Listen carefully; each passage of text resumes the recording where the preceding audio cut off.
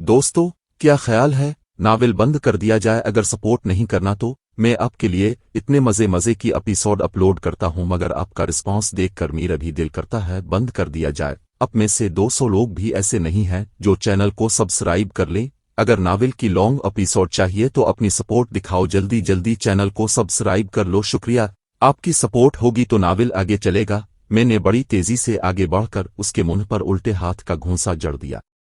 वो कराहता हुआ पीछे हिट कर गिरा। अगर तुमने नीचे उतरने में लम्हा की देर की तो मार दूंगा, ये मत समझना कि तुम बचकर निकल जाओगे। वो मोटरसाइकिल से उतरते हुए बोला, हमारे आदमी चारों तरफ फैले हुए हैं, तुम्हारा पीछा करेंगे। फिलहाल तुम तो हमारा पीछा छोड़ दो, तुम्हारे आदमियों से बाद में निमट लूंगा, मैंने कहा। वो नीचे उतरा तो मोटरसाइकिल पूजा ने संभाल ली। अब तुम इस पहाड़ी की तरफ दौड़ लगा दो। मैंने इस शख्स को हथियार से इशारा किया। वो मेरे हुक्म की तामील करने पर मजबूर था। वो सड़क से कुछ दूर जैसे ही चंद गज आगे बढ़ा, मैंने टरगिर दबा दिया। गोली उसकी पिंडली में लगी और वो चीखता हुआ ढेर हो गया। आवाज दूर तक नहीं गई थी। मैंने हथियार जेब में डाला और पूजा को एक तरफ हटाकर मोटरसाइकिल पर बैठ गया। पूजा ने भी अब दोनों टांगें एक तरफ कर ली थीं। मैंने एक ही क्लिक में मोटरसाइकिल स्टार्ट की और उसे वापस मोड़कर थोड़ा ही फासला तय करने के बाद पहाड़ियों में एक तंग पगडंडी पर डाल दिया।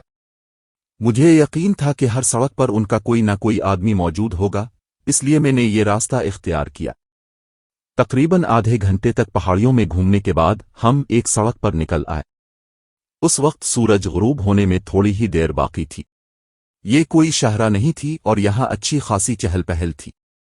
होशियार नाजी और पूजा आगे झुकते हुए मेरे कान के करीब चीखी, मोटरसाइकिल पर 2 आदमी हमारे पीछे लग गए हैं। उन्होंने ये मोटरसाइकिल पहचान लिया है और मुझे भी पहचान लिया है। इनमें एक संगम है, मैं भी उसे अच्छी तरह जानती हूं। मैंने मोटरसाइकिल के हैंडल पर लगे आईने का जाविया दुरुस्त करके देखा।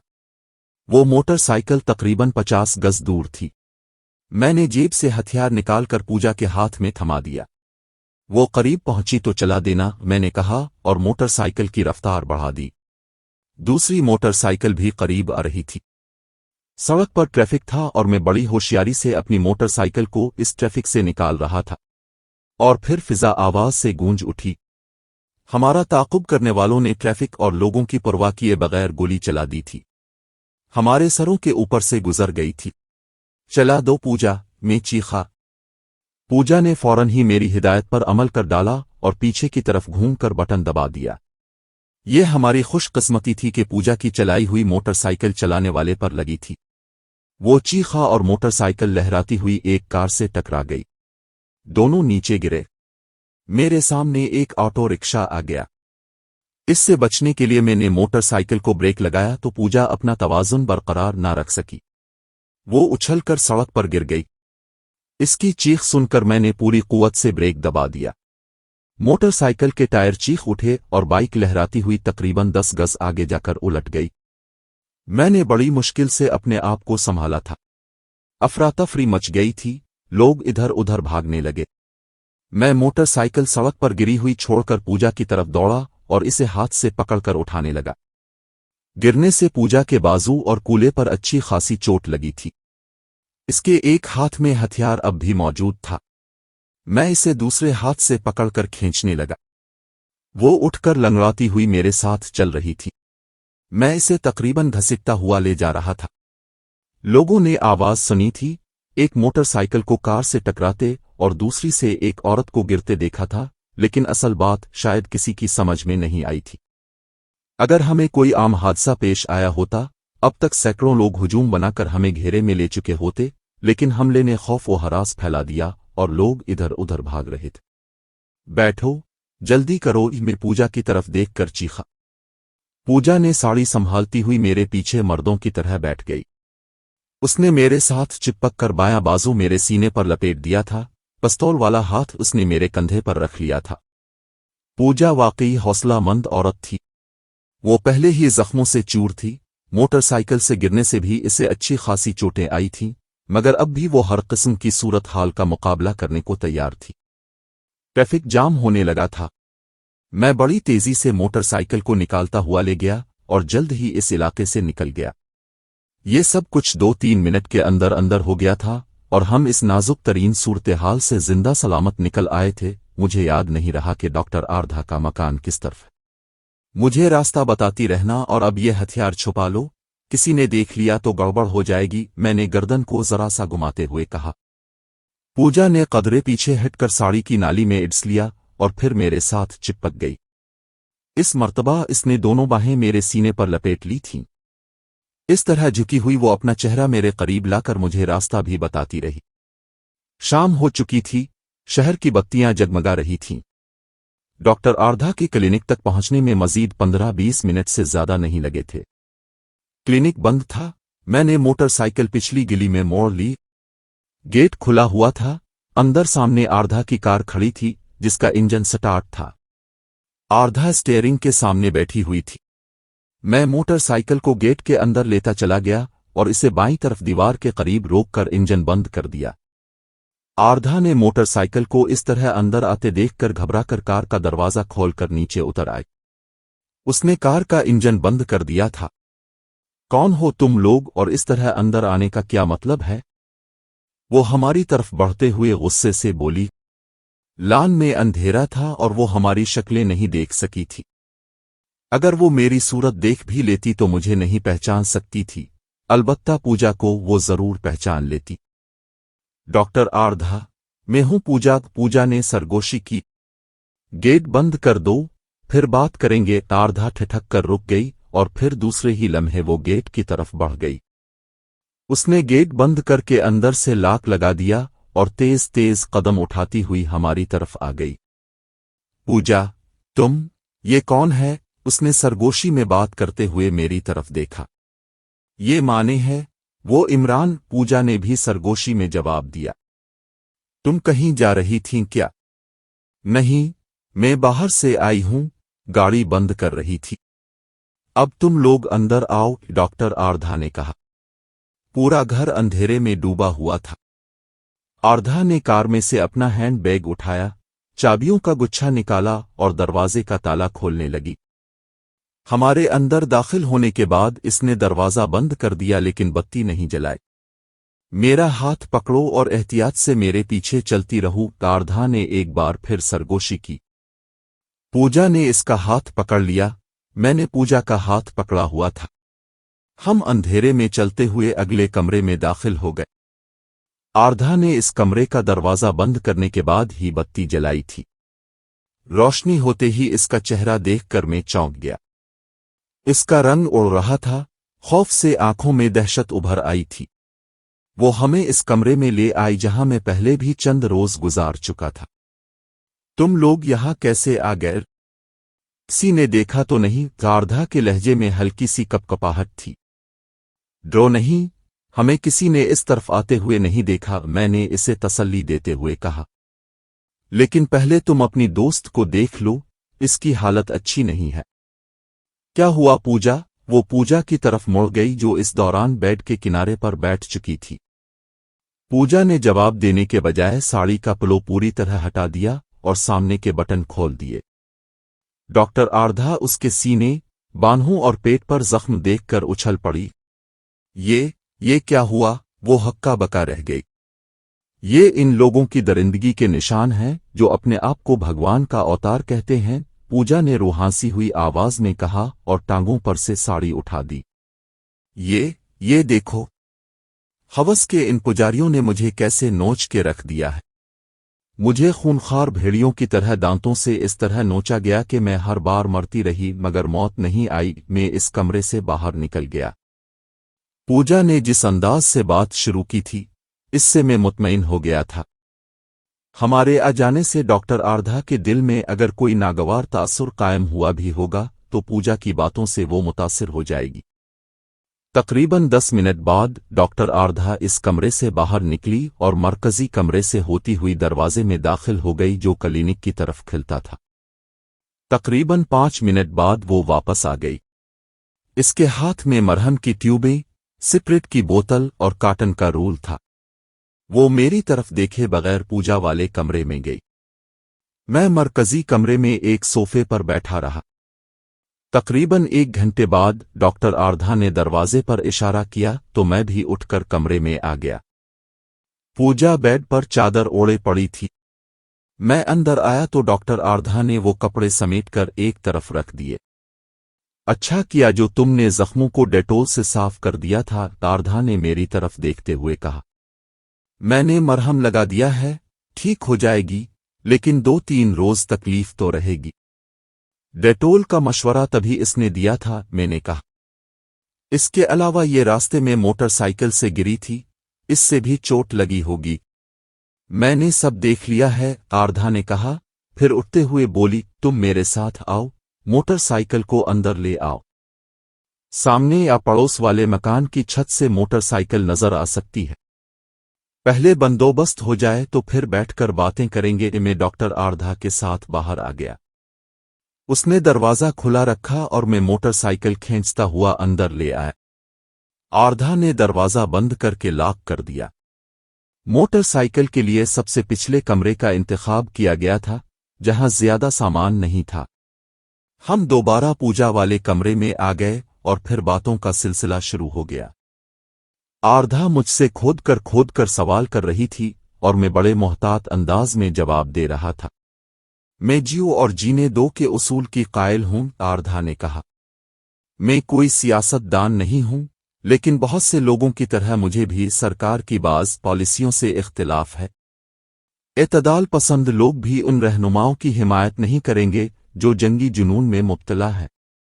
अवाम भी किसी मुल्क से जंग नहीं चाहते, वो अमन सुकून से रहना चाहते हैं। उन्हें 2 वक्त की रोटी चाहिए। मगर इस देश में जिस तरह अवाम को बेवकूफ़ बनाया जाता है, इसकी मिसाल दुनिया के किसी मुल्क में नहीं मिलती। हमारी हर सरकार ने पड़ोसियों के खिलाफ हमेशा जारहाना पॉलिसी अपनाई है। पड़ोसी ममालिक दोस्ती का हाथ बढ़ाते भी हैं तो उसे झटक दिया जाता है। मैं तो कहती हूं खुद भी आराम से जियो और दूसरों को भी जीने दो। अगर पड़ोसियों के हवाले से हमारी सरकार की पॉलिसी ये है कि ना खुद तरक्की और खुशहाली की तरफ बढ़ेंगे और ना बढ़ने देंगे, वो चंद लम्हों को खामोश हुई, फिर बात जारी रखते हुए कहने लगी, मुझे मालूम नहीं था कि उन पहाड़ियों में दहशतगर्दी की तरबियत देने का कोई कैंप है। इस शहर के बासी तो यही समझते हैं कि वहां किसी किस्म की फौजी तेसबात हैं और किसी आम आदमी को इस तरफ जाने की इजाजत भी नहीं थी। मुझे तो बहुत बाद में पता चला था कि वहां क्या है। तुमने अपने देश और अपने लोगों की मोहब्बत में वो कैंप तबाह कर दिया, लेकिन तुमने 2 काम ऐसे भी कर डाले जो नहीं करने चाहिए थे। मसलन, मैंने सवालिया निगाहों से इसकी तरफ देखा। तुम्हें कावरी की बूटी नहीं करनी चाहिए थी, आर्धा ने कहा। वो तुम्हारी मोहसिना थी, उसने तुम्हें पनाह दी थी और कई बार तुम्हारी जान बचाई थी। फसाद की असल जड़ तो वही कावरी थी। मुझसे पहले पूजा बोल पड़ी। बेड की पुश्त से टेक लगाने के लिए इसने अपने आप को ऊपर खींचा तो उसके मुंह से कराही निकल गई। उसने किसी हमदर्दी की बना पर उसे पनाह नहीं दी थी। वो अपने आप को संभालते हुए बोली।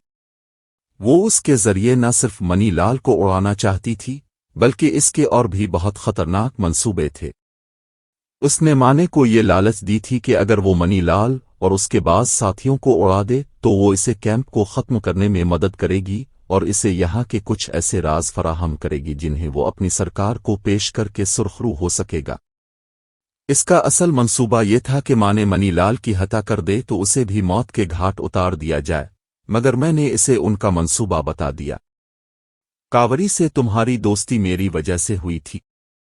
तुम कई साल से इसके साथ लगी रही, लेकिन क्या तुम्हें मालूम है कावरी दरअसल थी कौन? आर्धा ने सवालिया निगाहों से इसकी तरफ देखा। वो रा की डिप्टी डायरेक्टर थी और मनी लाल भी दरअसल रा के लिए ही काम कर रहा है। क्या? आर्धा उछल पड़ी। मैं ठीक कह रही हूं, पूजा ने कहा। वो आर्धा बोली। इसलिए वो अक्सर मेरे बाज मरीजों के बारे में खोद कर पूछा करती थी। वो मरीज जिनका शुमार यहाँ के दौलतमंदों में होता है और वो मनी लाल से भी कोई ना कोई ताल्लुक रखते थे। लेकिन तुमने उचल शवार मंदिर को आग क्यों लगाई थी? इसमें सैकड़ों बेगुनाह मारे गए थे, आर्धा ने फिर मुझे मुखातिब किया। मंदिर को आग मैंने नहीं लगाई थी, मैंने मुस्कुराते हुए जवाब दिया, और चंद लम्हों की खामोशी के बाद बोला, कैंप को तबाह करने से पहले मैं इस मंदिर में पंडित रोहन के पास पना लिए हुए था। कन्हैया भी मेरे साथ थी। हम 2-2.5 महीने इस मंदिर में रहे थे। जब मैंने कैंप को तबाह किया तो कन्हैया भी मेरे साथ थी। वो शदीद जख्मी हुई थी। मैं समझा कि वो मर चुकी है, इसलिए मैं इसे छोड़कर वहां से भाग निकला। बाद में पता चला कि कन्हैया बच गई थी। उसने मनीलाल को बताया कि मैं उचल शवार मंदिर में पना लिए हुए हूं। मनीलाल ने मंदिर को आग लगवा दी। ये तो मेरी किस्मत अच्छी थी कि कैंप तबाह करने के बाद मैं मंदिर की तरफ जाने के बजाय कांवरी के आश्रम में आ गया था। कांवरी इस वक्त आश्रम में नहीं थी। वो सुबह के करीब वहां पहुंची। उसने तहखाने में हम दोनों को खत्म करने की कोशिश की, मगर पूजा ने मुझे बचाया और मैंने इसे भून दिया। पूजा ने मेरी बात पूरी कर दी। तुमने? शारदा ने अजीब सी नजरों से इसकी तरफ देखा। हाँ, पूजा ने इस बात में सर हिला दिया। अगर मैं ऐसा न करती तो वो हम दोनों को खत्म कर देती। बहरहाल उसने एक गहरा सांस लिया और बात जारी रखते हुए बोली, इसके बाद से हम मुसलसल भाग दौड़ रहे हैं। हमने एक महफूज पनागा तलाश कर ली थी, मगर उन्होंने इसका सुराग लगा लिया और कल रात जब माने वहां नहीं था तो करिश्मा 2 आदमियों को लेकर पहुंच गई और मेरे साथ जो सलूक किया गया वो तुम देख रही हो। आज हम वहां से निकले तो हमें रास्ते में घेरने की कोशिश की गई और अपने आप को बचाने की कोशिश में आज भी 2 आदमी हमारे हाथों मारे गए। हम बहुत तवील चक्कर काट कर इस तरफ आए हैं। किसी को पता नहीं चलेगा कि इस वक्त हम कहाँ हैं, इसलिए तुम्हें ज्यादा परेशान। मुझे कोई परेशानी नहीं है, आरधा ने इसकी बात काट दी। कैंप में धमाकों के बाद कन्हैया ने मनीलाल को बता दिया था कि मैं मंदिर में छुपा हुआ हूं। मैंने आरधा की तरफ देखते हुए कहा, मैं कन्हैया के साथ चंद रोज यहां भी रहा था। तुमसे कोई पूछ गुछ तो नहीं कि आपने आसपास किसी मुश्तबा शख्स को तो नहीं देखा? किसी ने नहीं, आरधा ने जवाब दिया। अगर कन्हैया ने मेरे बारे में बताया होता तो उन्होंने मेरे घर को भी राख कर दिया होता और मैंने अपने आसपास कोई ऐसा आदमी भी नहीं देखा जिस पर कोई शक हो। ठीक है डॉक्टर, मैंने गहरा सांस लेते हुए कहा, हम ज्यादा दिन यहां नहीं रहेंगे। पूजा को 6 रोज आराम और इलाज की जरूरत है। वो जैसे भी ठीक होगी हम यहां से चले जाएंगे। मैं किसी बात से खौफजदा नहीं हूं, आरधा ने जवाब दिया। तुमको मेरे लिए परेशान होने की जरूरत नहीं है, जो होगा देखा जाएगा। धन्यवाद आरधा जी, मैंने इसका शुक्रिया अदा किया। तुमने आज क्लिनिक नहीं खोला? पूजा ने सवालिया निगाहों से इसकी तरफ देखा।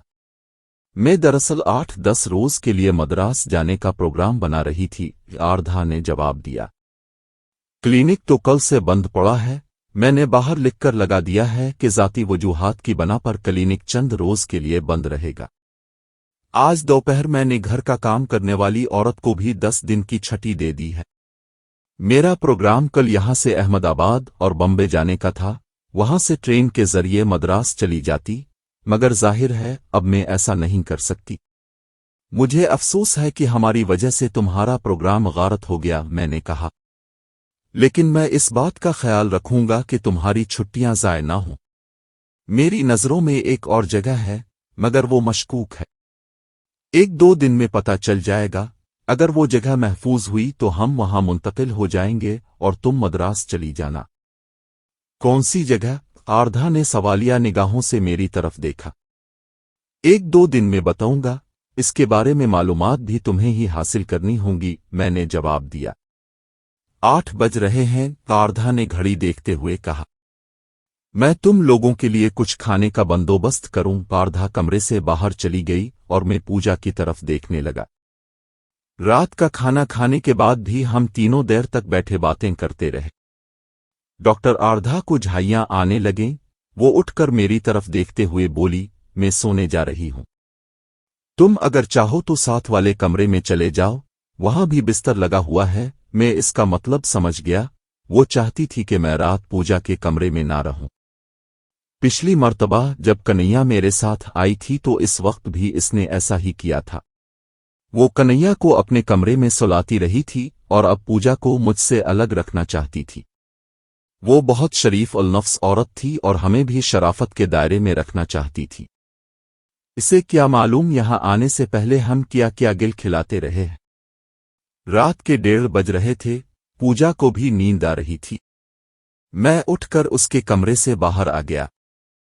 آردھا نے مجھے جس کمرے میں سونے کے لیے کہا تھا وہ اس سے آگے تھا اور اس راہداری کے دوسری طرف آردھا کا کمرہ تھا۔ میں نے راہداری میں جھانک کر دیکھا۔ آردھا والے کمرے کا دروازہ تھوڑا سا کھلا ہوا تھا اور اندر روشنی ہو رہی تھی۔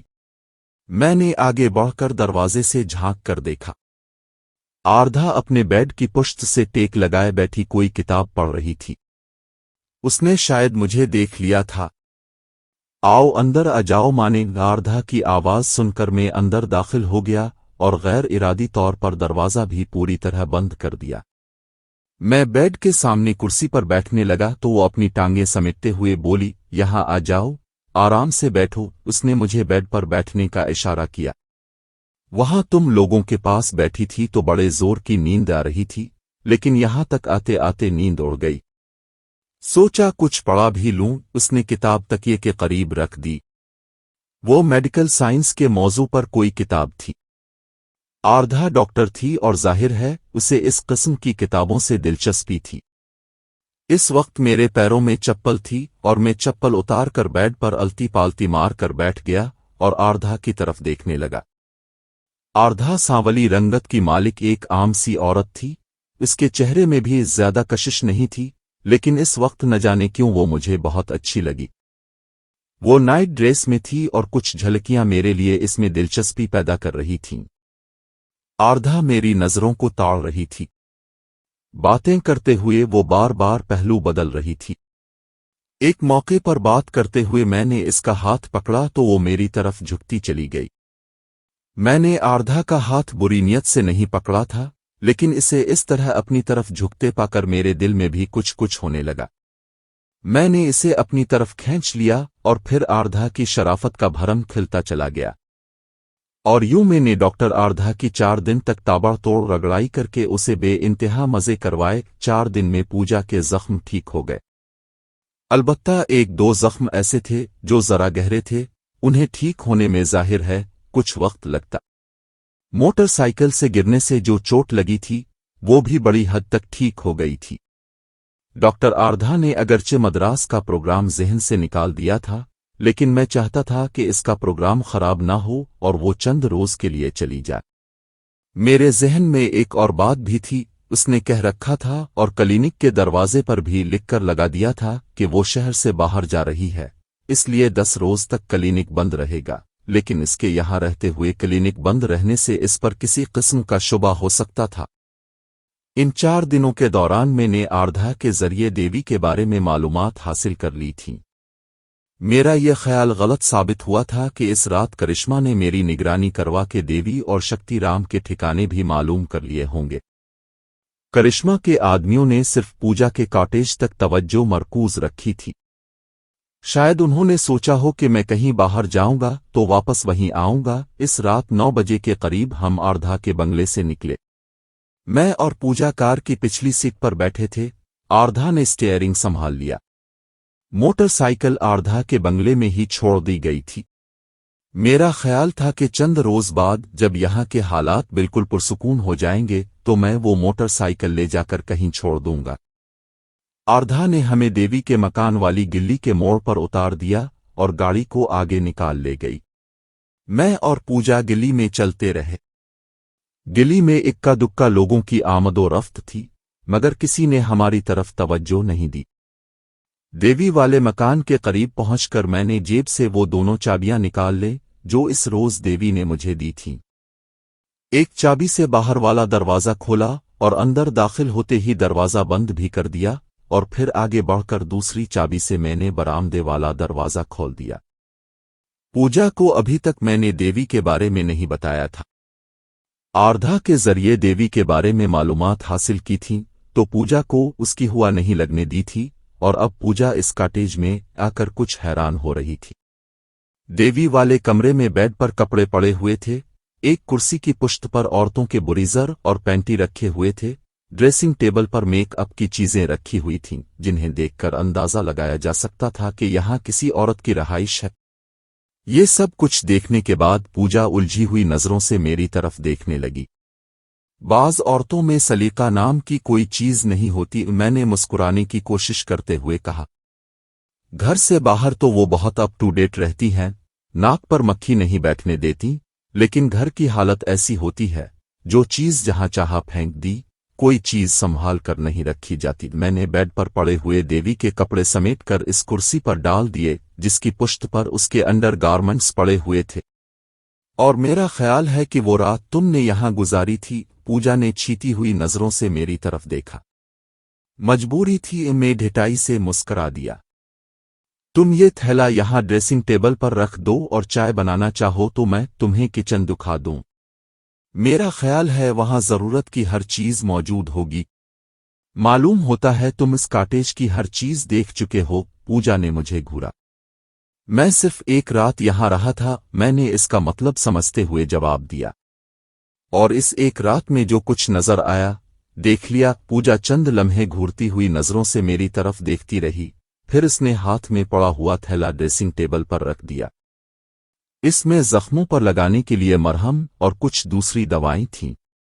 ये किसका कॉटेज है? कौन रहती है यहां? वो मेरी तरफ घूम गई। तुम उसे चेहरे से पहचानती हो? आमना सामना भी हो चुका है, लेकिन नाम से वाकिफ नहीं हो, इसीलिए नाम बताने की जरूरत नहीं। वैसे वो ज्यादा से ज्यादा 1 घंटे में यहां आ जाएगी, मिल लेना इससे। आओ, मैं तुम्हें किचन दिखाऊं। पूजा मेरे साथ कमरे से बाहर आ गई। किचन में जाने से पहले इसने पूरे कॉटेज का जायजा लिया। मैं उसकी कैफियत को समझ रहा था, वो यकीनन अंदर ही अंदर खोल रही थी। इसे ये बात बहुत नागवार गुजरी थी कि मैंने वो रात किसी और औरत के साथ गुजारी थी। औरत भी अजीब शय है। कोई मर्द इसकी तरफ मैली आंख से देख ले तो मरने मारने पर आमादा हो जाती है, इंतकाम लेने पर उतर आए तो दुनिया को तहोबाला कर देती है, और किसी को अपना मान ले तो इसके लिए जान तक दे देती है। इसके साथ किसी दूसरी औरत का नाम भी बर्दाश्त नहीं कर सकती। यूं तो पूजा ने मेरे लिए बहुत कुछ किया था, अपनी जिंदगी दांव पर लगा रखी थी, लेकिन अब पहली मर्तबा इंकिशाफ हुआ कि मेरे बारे में उसकी सोच क्या थी, इसके जज्बात क्या थे। मेरे हवाले से किसी दूसरी औरत के बारे में जानकर वो सुलग उठी थी। अगर इसे पता चल जाता कि मैंने 4 रातें आर्धा के साथ भी गुजारी थीं, तो वो शायद आर्धा को भी खत्म कर देती। और अब यहां देवी का मामला था। मुझे बहुत मोहतात रहने की जरूरत थी, और मैं किसी को भी नाराज नहीं करना चाहता था। जहां तक मेरा ताल्लुक था, मैं इस किस्म के जज्बात से बिल्कुल आरी था। मेरी जिंदगी में बहुत सी औरतें आई थीं, मैंने किसी के बारे में जज्बाती होकर नहीं सोचा था। इन औरतों की हैसियत मेरे नजदीक ऐसी थी जैसे जरूरत के वक्त कोई चीज खरीदी और इस्तेमाल करके फेंक दी। ऐसी सूरतों में शराफत नाम की कोई चीज नहीं होती। वो तो पैसे के लिए करीब आती हैं, या मुझ जैसे खूबरू जवान मर्दों से अपनी हवस की आग बुझाने के लिए। शरीफ औरतें भी गैर मर्दों की तरफ आंख उठाकर भी नहीं देखती, और मैंने भी कभी किसी शरीफ औरत की तरफ आंख उठाकर नहीं देखा था, और इस कुमाश की औरतों को मैं मुआफ नहीं करता था। मेरी जिंदगी में सबसे पहले सलमा आई थी, उसने मुझे जिंदगी की इस रंगीनी से रोशनास कराया था। इसके बाद कई औरतें आईं और चली गईं, वो सब तो मुझसे पैसा खींचना चाहती थीं या अपनी हवस मिटाना चाहती थीं, लेकिन करिश्मा उनसे मुख्तलिफ साबित हुई। इसका मकसद कुछ और था, और वो ऊंचा खेल खेल रही थी, और फिर कावरी भी इस खेल में शामिल हो गई। पूजा, देवी और आर्धा को भी मैं उनसे मुख्तलिफ नहीं समझता था। इनमें से कोई अगर मुझे अपने मंदिर का देवता बना बैठती थी, तो इसमें मेरा कोई कसूर नहीं था। मुझे इससे कोई गरज नहीं थी। मैं उनके हसन व शबाब से खेल तो सकता था, लेकिन उन्हें जिंदगी का रोग नहीं बना सकता था। यहां मैं अपनी मर्जी से नहीं आया था, मुझे गिन पॉइंट पर लाया गया था, लेकिन यहां आने के बाद सूरत हाल का अंदाजा हुआ तो मैंने एक मकसद का तयन कर लिया था, एक रास्ता मुंतखब कर लिया था, और इस मकसद के हुसूल के लिए मैंने अपने आप को उन हसीन नागन्नों के लिए खिलौना बना लिया था